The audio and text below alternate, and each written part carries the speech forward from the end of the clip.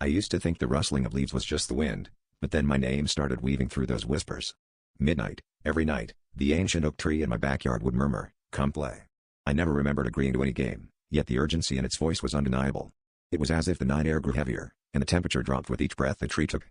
I was drawn outside, not out of curiosity, but a compulsion I couldn't shake. The first time I stepped into the moonlit yard, I felt the ground shift beneath my feet. The oak's branches twisted and twined, forming a canopy that seemed to close out the world. Suddenly, I was no longer in my backyard but in a realm where shadows had substance, and the whispers became a chorus. The game, it seemed, was hide and seek, but the stakes felt perilous, as if I was playing against something that knew me better than I knew myself. Each night, the tree revealed more, a forgotten childhood memory, a secret I never told anyone. As the nights wore on, the game intensified. The tree's whispers began to seep into my waking hours, echoing in my mind, tugging at the edges of my sanity. I started seeing faces in the bark, eyes watching me with a knowing gleam. Every attempt to ignore the tree only made it more persistent, its roots creeping towards the house, as though it intended to draw me in forever. I realized that the game wasn't about winning or losing, it was about remembering. But remembering what? The final night, the tree's voice was a roar, demanding my presence.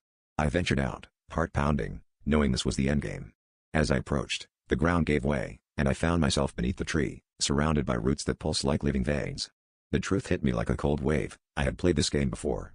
The oak was the keeper of secrets, and within its heart, it held the memory of a pact made long ago, one I had buried deep within myself. The game was never about the tree, it was about facing the darkness within, a childhood promise that once broken, now claimed its due. The whispers ceased, but their echo lingered, reminding me that some games never truly end.